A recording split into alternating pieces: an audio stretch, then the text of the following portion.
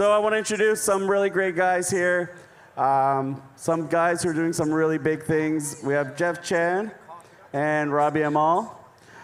So let me just give you some background on these guys and why they're up here at a crypto conference.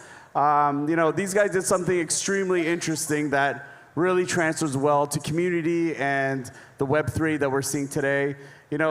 They created a 10-minute viral video. It had 40,000 backers, and they raised money for an awesome movie called Code 8, which was #1 on Netflix and went to 143 countries.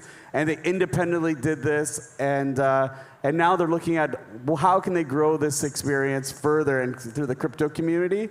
And that's why we have them on stage. So why don't you guys tell us a little bit about the journey, how you got there. Tell us about Code 8 and what it actually is. If you want to watch it, just go to Netflix. Watch it there. Jeff and I always wanted to make a movie together, and Jeff had a poor experience in the studio system, and he phoned me and he's like, let's make a short film. It'll cost us like 30 grand. And then $70,000 later, we finished our short film. And luckily at front page Reddit, it went viral, and we started an Indiegogo campaign. So Jeff, myself, and my cousin, we sold t-shirts, hoodies, and then a bunch of different experiences like come to the premiere with us. We sold 150 extras where people would come and be in the movie, and ended up raising about $3.5 million from about 40,000 backers, and built this community, shot this movie, and like you said, #1 on Netflix in several countries, including the US, and we just finished the sequel, which is a Netflix original, for about 2.5 times the budget. Wow, that's pretty amazing. That's a real success. Thank you. If you like Code 8, give these guys a round of applause. Whoever started that clap, thank you so much. You're awesome. Can I gotta ask you something? Crowdfunding is not always successful. In fact, I think a lot of the movies never did well at all on Indiegogo or I forgot the other. Or Kickstarter. So what was different for you guys? How were you able to raise that much money on an idea like that? So this was back in 2016. Hold it closer. Oh, yep. Okay, this was back in 2016, and we were late movers into the space. Crowdfunding had already existed for a while. We had talked about doing a crowdfunding project earlier, and we purposefully waited because we didn't think the space was ready for the type of audience that we would have gotten. So there was a lot of kind of best practices that were established when we got into the crowdfunding space, and we actually took a hard look at kind of how we would do it, and we kind of approached it pretty differently. I think first of all, there was a sentiment challenge in crowdfunding, even in Web2, and for us, we wanted to kind of really peel everything back and go, hey, listen, we're just here, guys making a movie. We want to make sure we set proper expectations. We didn't overpromise everything. We wanted to make sure our approach to talking to people was very authentic, very kind of casual and normal, and I think it worked in our favor. Yeah, we never wanted to feel like we were selling anybody on anything. A big thing was having the proof of concept in the short film and making sure the quality was at a level that we could show people like, hey, we're going to do something cool with your money. You're going to help us make something. And the sense of community, and we've maintained that. 40,000 people, but we had hundreds of people come out for the actual shoot. We also did set tours. We had a couple people get their tattoos of Code 8 while we were shooting. We had people make these amazing books just of their experience and their time, and just seeing all of them share it on social media, it's really nice. But again, like Jeff said, we always wanted to have that authenticity and make sure that people felt like they were really a part of something. That's really cool. 40,000 backers, and you guys actually had an end product that was a huge success, which is a big difference. In the crypto world, we call that an ICO, but usually there's no success afterwards. So congratulations on that. Thank you. Did you find that when you guys were crowdfunding, how was your ability with the rights and the control of the movie when you're getting so much money from all these people? I think that was the biggest thing that this did for us, because we were able, due to our crowdfund, to maintain and control the underlying rights of our intellectual property, which is incredibly difficult in the film industry space. And in fact, it doesn't happen. Usually, it flows up to Amazon or Netflix or Apple. So for us, with the crowdfund, it wasn't enough to make the entire movie. We combined it with some soft money, some tax credits, a bit of financing. But we got to make the movie on our own terms, with our friends, with the people that we wanted. We worked with a short film with. And when it came out on Netflix, essentially Netflix became a platform for us to scale, as opposed to the owner of the project. And that was a big difference. When it worked on Netflix, ultimately we were able to kind of keep and control the rights. Now, the downside of that is you take on the risk, right? So if it doesn't work, if you're unable to deliver, the product to the people who back your project, to your financiers, then it is a much more risky proposition. But thankfully for us, it worked out. That's cool. Like I think that's a really good success story about how to maintain control but deliver a great project to people that really believe in you. So let's talk about something that's coming up. I guess your next big adaptation is a movie called Float. Is that correct? Yep. Yeah. It was with a company called Wattpad, and it's essentially an online writing platform where people tell their stories and other people can give their feedback. They don't have to take it, but sometimes it moves the story along in a different way. The great thing for that with us was we knew the moments that mattered the most to people in the story. So although we had to, age it up a little because I can't play 17 anymore, and we had to make a couple of adjustments, we knew the moments that really mattered to the audience, and we were able to keep those within the story. Right. That's really interesting. And I mean, how was that different, collaborating with a company like Wattpad and then or crowdfunding the movie itself? So, I think the parallel is that you have, it's interesting. Like if we had taken our Code 8 out before we had done our crowdfund to LA, it probably would have been pretty difficult. But after the crowdfund happened, because they know you have an audience, because they know the audience is invested, you've already monetized them. It was in fact way easier. We didn't take any of these deals, but we went back to the studios and we had meetings with studios and producers, and they were like, we want to make this movie.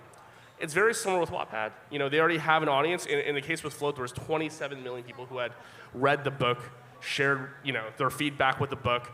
So they've had some success with movies like The Kissing Booth and the series named After. I don't know if this is necessarily the audience. You probably haven't watched those movies, but you're able to. I think the biggest thing is actually to have an audience. I think for us that's the most important thing. It's not actually monetizing everyone right away. It's engaging them. Like for us, the engagement is really the win as you go into these projects. That's really cool. And where do you see like these two paths crossing? Where you have the Hollywood studios, the streamers, and then the Wattpads and kind of this like, technology first approach? Like where do you see it all going? It's really hard to say. I don't think it's that clear yet. I think right now, in the history of our business and in entertainment, you've seen the most amount of consolidation that has ever existed. At the same time, that could all be changing within the next 5 to 10 years. So it really depends on who figures it out first. If it's individual creators like us, if it's studios, if it's streamers, if it's another third party that comes in, if it's a company like Wattpad, which is kind of a big multi-billion-dollar corporate company, but has the ability to bring in their internal existing audience, these are all things that I think are really interesting questions for us. But that's where there's going to be the most excitement and opportunity is that intersection. That's really cool. I can just see like all the opportunities for the content creators becoming larger and larger and larger, right? So that's really interesting. I mean, Robbie, like you've been acting for a long time. You've been in some really big hits. I mean, you did Resident Evil recently, and I think Upload is one of your big shows that you've done on Prime. I don't know who likes Upload. Thank you. I actually leave tomorrow to start shooting season 3. Woo! Awesome. So, how did it feel when you're like doing a movie yourself with your team, where you have all that control, and then you're doing the movies with, I guess, Amazon's a streamer and much more, but also the studios where you're working with Resident Evil. Like, what are the parallels, and what do you see that's different there? I mean, I'm really lucky on Upload to be working with Greg Daniels, who, made Parks and Recreation and The Office. So getting to work with somebody like that is so incredible on so many levels. But what I will say is working with Jeff and Chris, Jeff's writing partner, is we're all friends and we've known each other for so long.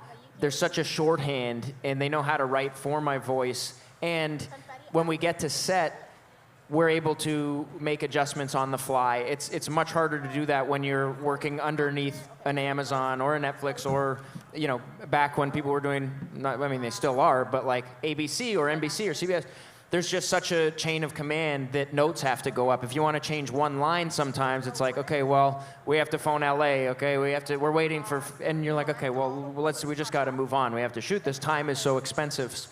So working with Jeff and Chris and our team, it's just so much easier and so much more free to just be able to move on the fly and make our adjustments and kind of find the best version of the story as we go. That's really interesting. I mean, the creative control is probably everything. It's huge. And how does that happen when we start thinking about, you know, you guys are exploring the NFT world, the Web3 world right now.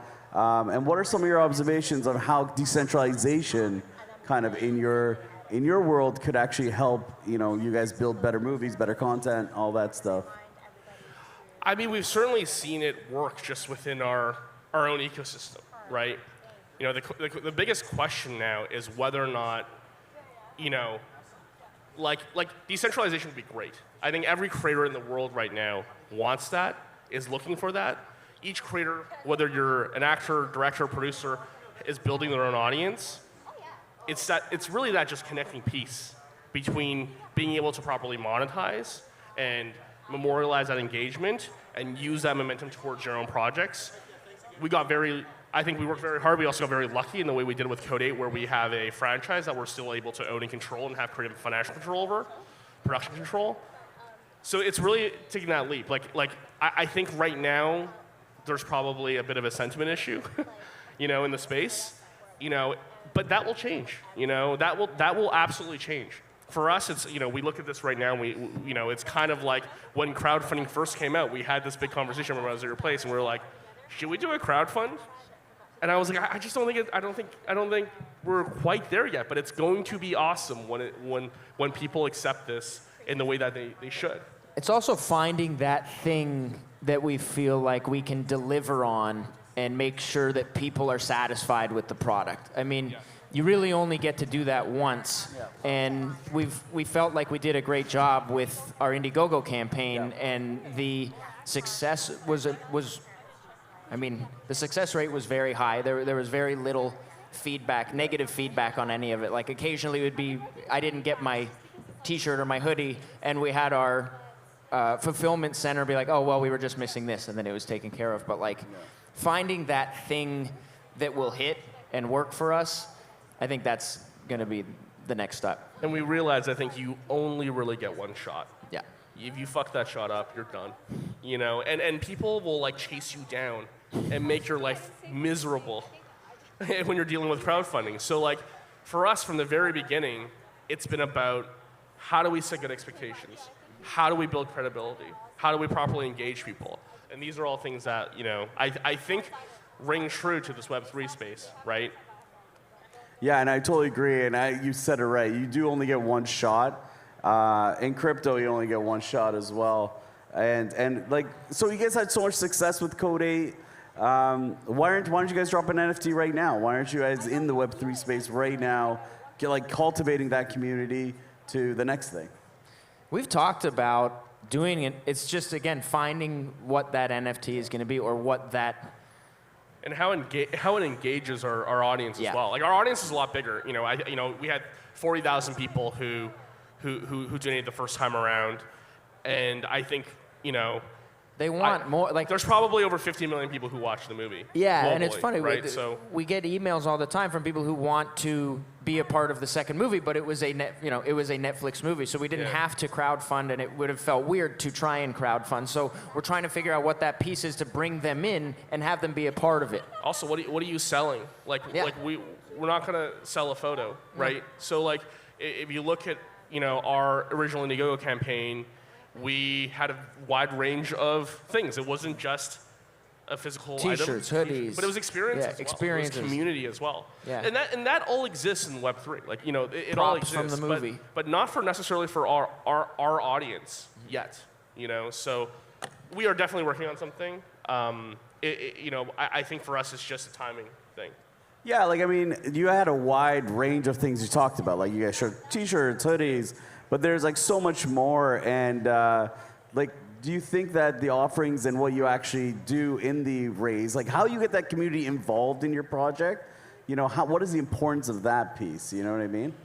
I mean, I really think it's, for us, a thing that we would love to see is a way for audience to be able to memorialize their engagement, track it, and for that to mean something, right? Rather than monetizing them off the bat, if we're able to find a way where, you know, imagine if you bought, you're like in the 70s, you were like lining up to Star Wars on that first weekend, you bought a ticket. Now that ticket is tracked for you for the rest of your life and means something. And every time you engage with the IP, whether you bought like merchandising or a toy, or you went to a convention, that was able to be linked in to that ticket. So you now become invested in your engagement with that intellectual property. Like, we're not quite there yet in the space, but that's what we would love to do with our audience. How can we, the people who have invested in our intellectual property are so diehard.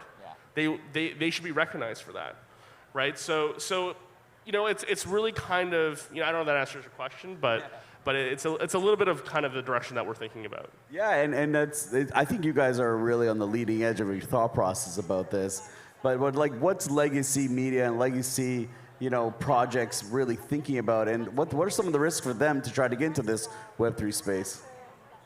I mean, I think besides the obvious sentiment risk, I think it's just going to be super awkward.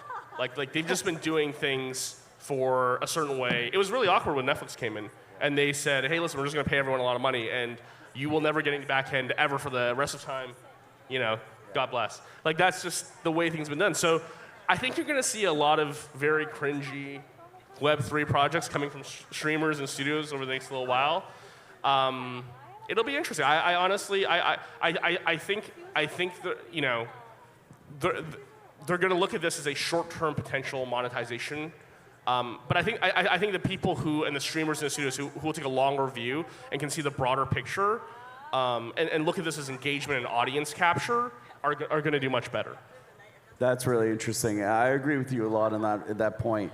You have to be always growing and understanding the feel of the community and what's actually happening.